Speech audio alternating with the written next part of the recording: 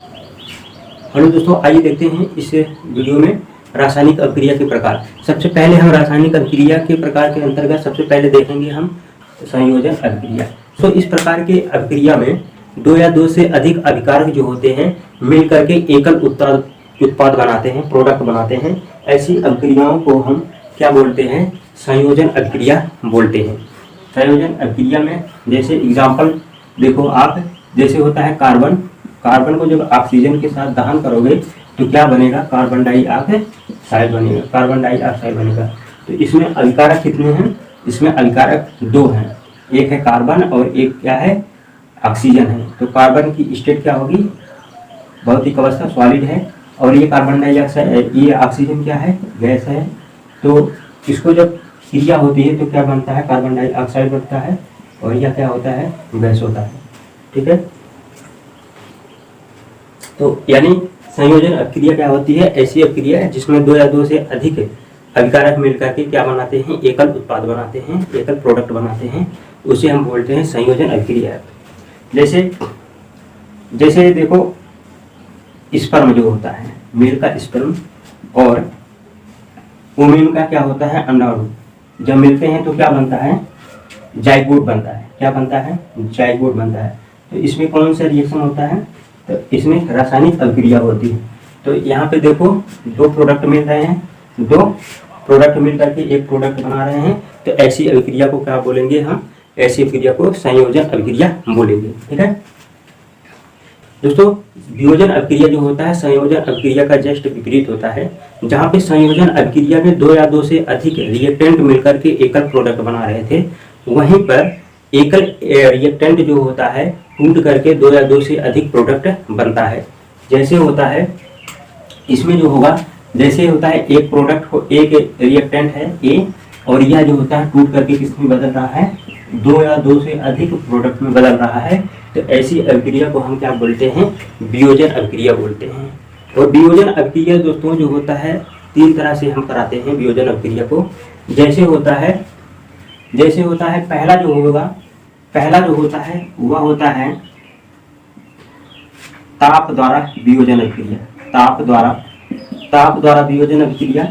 और दूसरा जो होता है वह होता है विद्युत द्वारा वियोजन अभिक्रिया, विद्युत द्वारा वियोजन अभिक्रिया। और तीसरा होता है प्रकाश द्वारा वियोजन अभिक्रिया, प्रकाश द्वारा वियोजन अभिक्रिया। तो वियोजन अभिक्रिया हम कितने तरह से कराते हैं? तीन तरह से। ताप द्वारा वियोजन अभिक्रिया, विद्युत द्वारा वियोजन अभिक्रिया और प्रकाश द्वारा विद्युत अभिक्रिया। यह इस तीन तरह से हम वियोजन अभिक्रिया देख सकते हैं। आइए इसे एक एग्जाम्पल के माध्यम से देखते हैं, ताप द्वारा वियोजन अभिक्रिया कैसे कराया जाता है। देखिए स्टूडेंट, जब हम ताप द्वारा वियोजन का अभिक्रिया कराते हैं तो कैसे होता है? जैसे आप जानते हो, जो चूना पत्थर होता है, कैल्शियम कार्बोनेट जो होता है CaCO3, इसको जब हम गर्म करते हैं तो क्या बनता है? एक बिना बुझा चूना बनता है, CaO कैल्शियम ऑक्साइड बनता है, और प्लस क्या बनता है? यहाँ पे कार्बन डाइऑक्साइड बनता है। इसको जब हम क्या करते हैं? गर्म करते हैं। तो यह देखो, यहाँ पे ये वियोजन हो रहा है। एकल प्रोडक्ट जो एकल रिएक्टेंट जो होता है, एकल अभिकारक दो या दो से अधिक प्रोडक्ट में टूट रहा है। किसके द्वारा टूट रहा है? ताप के द्वारा टूट रहा है, गर्म करने पर टूट रहा है। इस तरह से जो वियोजन होता है उसे हम बोलते हैं ताप द्वारा वियोजन अभिक्रिया। ठीक है। विद्युत द्वारा वियोजन अभिक्रिया कैसे होता है? विद्युत द्वारा, जैसे आप जल ले लो, जल, इसमें इलेक्ट्रिक क्या करो? फ्लो कराओ, इलेक्ट्रिक करंट इसमें फ्लो कराओ। तो ये जो होता है ये क्या होगा?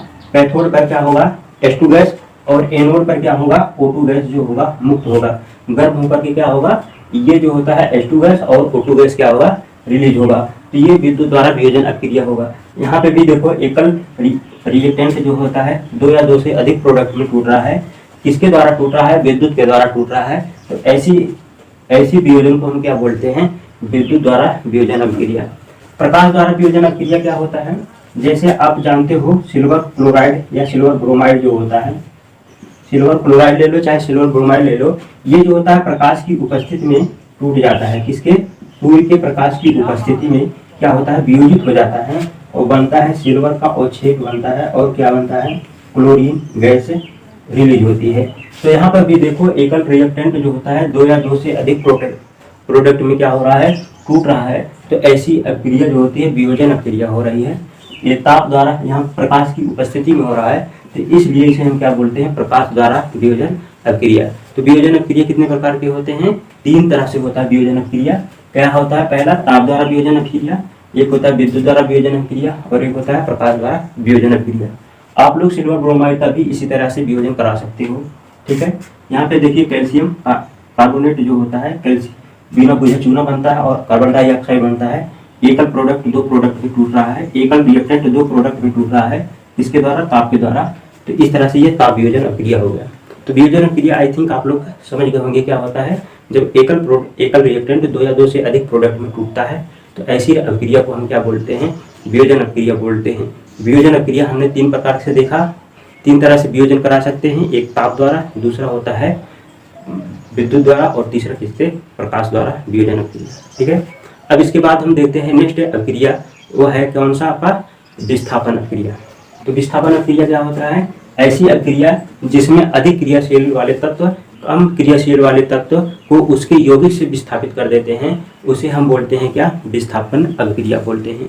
जैसे होता है हम आयरन को जब हम क्यूप्रस सल्फाइड से क्रिया कराते हैं, Fe को इससे क्रिया कराते हैं, कॉपर सल्फेट से जब क्रिया कराते हैं, तो ये आयरन जो होता है कॉपर से अधिक क्रियाशील होता है।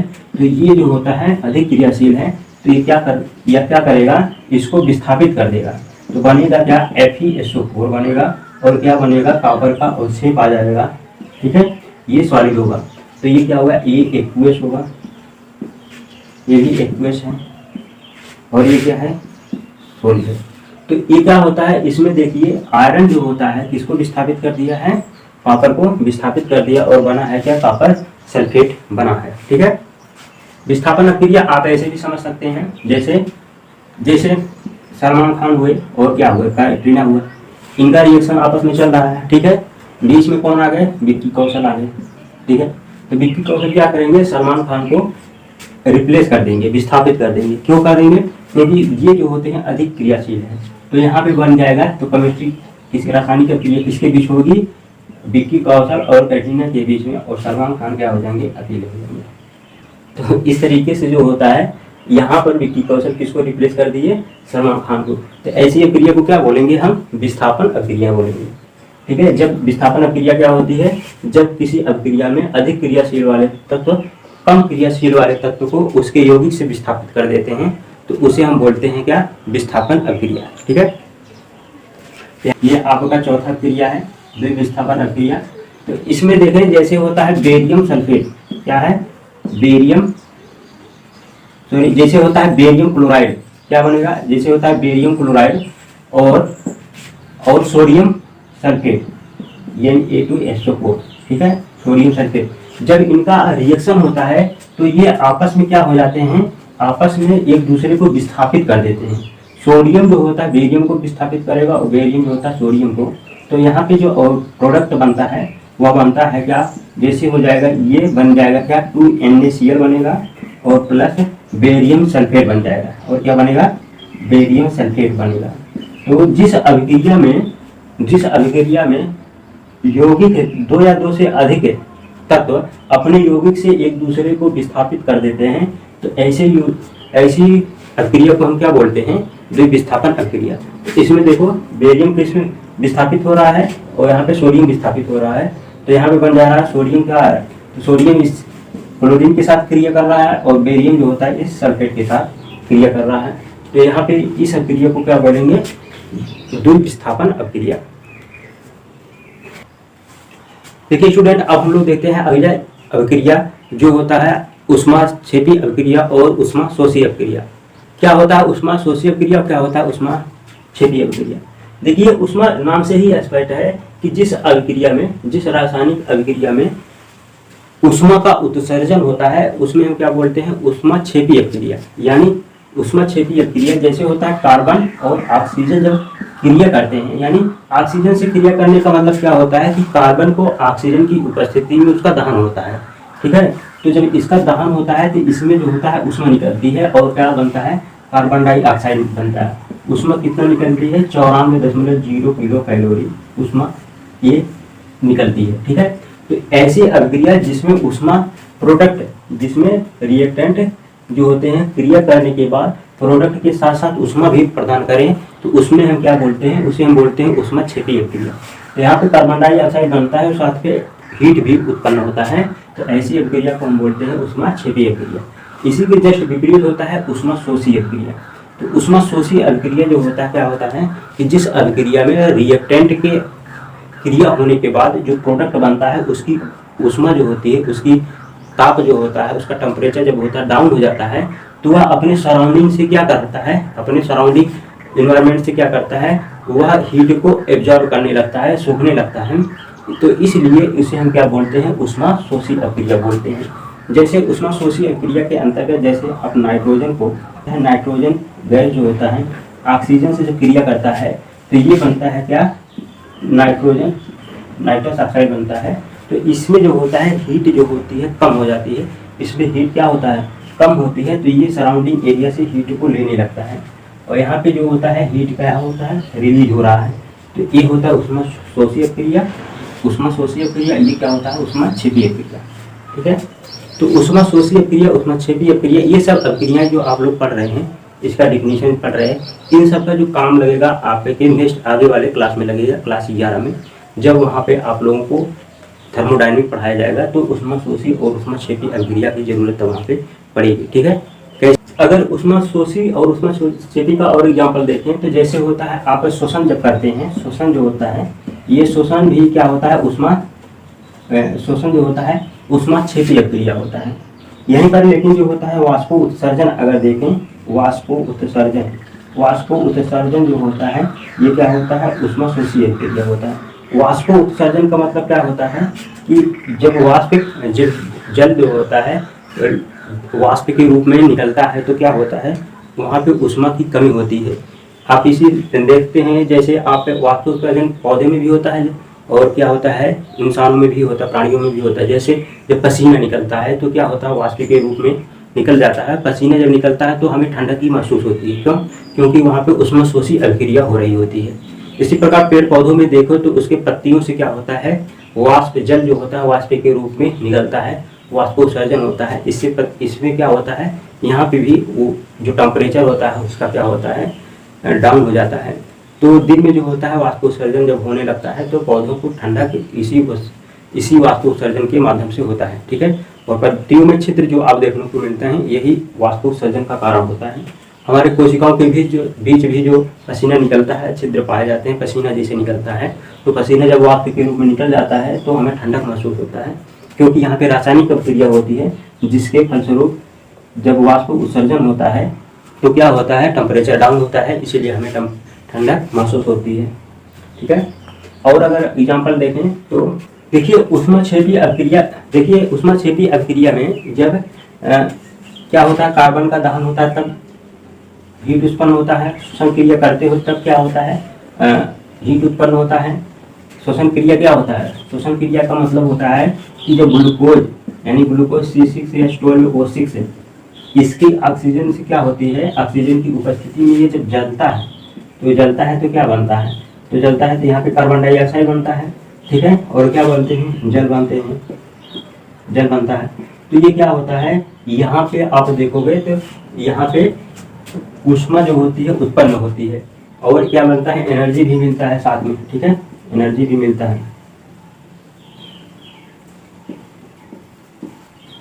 तो ये क्या है, ये है शोषण है। शोषण क्रिया में देखो यहाँ पे कार्बन डाइऑक्साइड बन रहा है, तो ये क्या होगा कि ऊष्माक्षेपी अभिक्रिया होगा। ठीक है, इसी प्रकार आप देखोगे प्राकृतिक गैस का जब दहन होता है, प्राकृतिक गैस कौन सा होता है, जैसे होता है मीथेन। ठीक है, जो दहन का मतलब होता है ऑक्सीजन से जब क्रिया होती है तो यहाँ पे भी कार्बन डाइऑक्साइड बनता है। ठीक है, कार्बन डाइऑक्साइड बनता है और क्या बनता है, जल बनता है। ठीक है, और जल बनता है। यहाँ पे आप इसको बैलेंस कर सकते हो, यहाँ पे 2 लगा करके, यहाँ पे 2 लगा कर। ठीक है, तो इस तरीके से जो होता है ये क्या होता है, यहाँ पे एक ऊष्माक्षेपी अभिक्रिया होती है।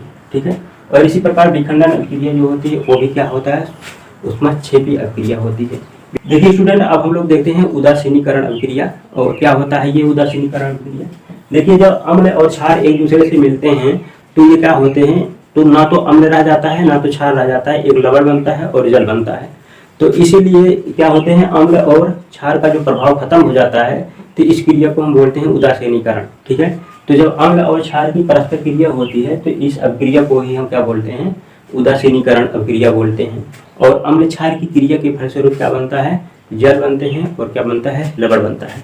जैसे अगर आप प्रबल अम्ल लोगे, प्रबल अम्ल कौन सा है, HCl। ठीक है, और प्रबल क्षार से क्रिया कराओ, प्रबल क्षार होता है NaOH। ठीक है, इससे जब क्रिया होती है तो क्या बनता है, यहाँ पे बनता है आपका NaCl बन जाता है। क्या NaCl क्या है, एक लवण है, और क्या बनता है, H2O बनता है। ठीक है, तो H2O बनता है।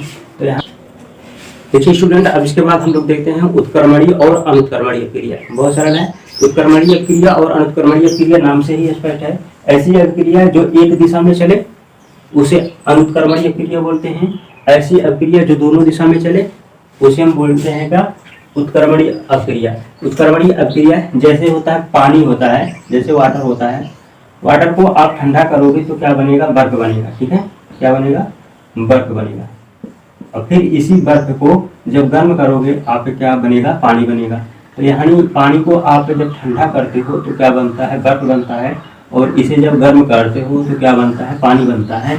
तो ये अभिक्रिया इधर भी हो रही है और इधर भी हो रही है, सिर्फ इसको हम क्या दे रहे हैं, आवश्यक परिस्थितियां प्रदान कर रहे हैं। अभिक्रिया दोनों तरफ हो रही हैं, तो ऐसी अभिक्रिया को हम क्या बोलते हैं, उत्क्रमणीय अभिक्रिया बोलते हैं। लेकिन ऐसी अभिक्रिया जो केवल एक ही दिशा में चलकर समाप्त हो जाती है उसे हम बोलते हैं अनुत्क्रमणीय क्रिया। जैसे जब कार्बन का दहन होता है, कार्बन का दहन तो मतलब ऑक्सीजन से क्रिया होती है, तो ये कार्बन डाइऑक्साइड बनता है, और ये क्या होता है, कार्बन डाइऑक्साइड गैस होती है, और ये क्या होता है, रिलीज होता है। तो यहाँ पे देखो ये एक दिशा में चलने वाली अभिक्रिया है, तो ऐसी अभिक्रिया को हम क्या बोलते हैं, अनुत्क्रमणीय अभिक्रिया बोलते हैं। ठीक है, ऐसी अभिक्रिया को क्या बोलते हैं, अनुत्क्रमणीय अभिक्रिया। जो केवल एक दिशा में चले उसे हम क्या बोलते हैं, अनुत्क्रमणीय अभिक्रिया। ऐसी अभिक्रिया जो केवल एक दिशा में चलकर समाप्त हो जाती है उसे हम अनुत्क्रमणीय अभिक्रिया बोलते हैं। ठीक है, फिर इसके बाद देखते हैं नेक्स्ट अभिक्रिया। देखिए स्टूडेंट, अब इसके बाद हम लोग देखते हैं उपचयन अभिक्रिया और अपचयन अभिक्रिया क्या होता है।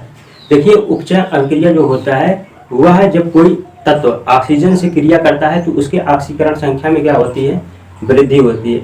ऑक्सीकरण संख्या जो होती है आप क्लास 11 में पढ़ोगे अच्छे से, तो आप ऐसे ही अभी समझिए। तो जब कोई ऑक्सीजन क्रिया होता है, यानी ऑक्सीजन से जब कोई तत्व कोई क्रिया करता है तो उसे बोलते हैं, ऑक्सीजन से क्रिया अगर होता है तो उसे बोलते हैं आप क्या बोलते हैं, अपचयन और उपचयन अभिक्रिया बोलते हैं। ठीक है, या फिर क्या होता है, हाइड्रोजन को जब कोई तत्व जो होता है, जब हाइड्रोजन को कोई तत्व या यौगिक जो होता है रिलीज करता है, अब उसे हम बोलते हैं उपचयन अभिक्रिया। ठीक है, ऑक्सीजन से या तो क्रिया करे या तो हाइड्रोजन को छोड़े, उसे हम क्या बोलते हैं, उपचयन अभिक्रिया। ठीक, इसी का जस्ट उल्टा होता है, इसी का जस्ट उल्टा होता है, या ऑक्सीजन को छोड़े। ठीक है, जब कोई यौगिक ऑक्सीजन को छोड़े, ठीक है, ऑक्सीजन को छोड़े, या फिर होता है क्या, हाइड्रोजन से क्रिया करे, हाइड्रोजन से क्या करे, क्रिया करे, हाइड्रोजन से क्रिया करे, तो ऐसी अभिक्रिया को हम बोलते हैं क्या, अपचयन अभिक्रिया बोलते हैं। ठीक है, एग्जाम्पल में आप अगर देखो तो यहाँ पे देखो ऑक्सीजन से जो क्रिया होता है, जैसे होता है कार्बन, जब ऑक्सीजन से जो क्रिया करता है तो बनता है क्या, कार्बन डाइऑक्साइड बोलता है। तो यहाँ पे क्या कौन सा क्रिया हो रही है, तो यहाँ पे कार्बन जो होता है अब क्या हो रहा है, उपचयित हो रहा है, ऑक्सीजन से क्रिया कर रहा है। तो ऐसी अभिक्रिया को हम क्या बोलेंगे, उपचयन अभिक्रिया। ठीक है, और अपचयन अभिक्रिया में अगर देखें तो जैसे कार्बन को अगर हम हाइड्रोजन गैस से क्रिया कराते हैं तो क्या बनता है, ये बनता है आपका मीथेन बनता है। तो ये जो होता है यहाँ पे क्या होता है, कार्बन का अपचयन हो रहा है, तो इसलिए हम इसे क्या बोलेंगे, अपचयन अभिक्रिया। लेकिन यहाँ पे देखो कार्बन ऑक्सीजन से क्रिया करके उपचयित हो रहा है, इसलिए हम इसे क्या बोलेंगे, उपचयन अभिक्रिया। ठीक है, कहने का मतलब जब ऑक्सीजन से क्रिया होता है तो उसे हम बोलते हैं उपचयन अभिक्रिया। या फिर हाइड्रोजन को कोई छोड़े तो उसे हम क्या बोलते हैं, उपचयन अभिक्रिया। इसी का जस्ट उल्टा होता है, या ऑक्सीजन को छोड़े या फिर हाइड्रोजन से क्रिया करे तो उसे हम क्या बोलते हैं, उसे हम बोलते हैं अपचयन अभिक्रिया। जैसे कार्बन हाइड्रोजन से यहाँ पे क्रिया कर रहा है तो यहाँ पे क्या बन रहा है, मीथेन बन रहा है। यहाँ पे कार्बन ऑक्सीजन से क्रिया करके कार्बन डाइऑक्साइड बना रहा है। तो एक होता है रेडॉक्स अभिक्रिया, ठीक है, एक होता है क्या, रेडॉक्स अभिक्रिया। तो रेडॉक्स अभिक्रिया क्या होता है, जिस अभिक्रिया में उपचयन और अपचयन दोनों क्रियाएं एक साथ होती हैं उसे हम बोलते हैं क्या, रेडॉक्स अभिक्रिया, ठीक है। इन जिस अभिक्रिया में ये दोनों अभिक्रियाएं साथ साथ हों तो उसे अभिक्रिया को हम क्या बोलते हैं, रेडॉक्स अभिक्रिया, रेडॉक्स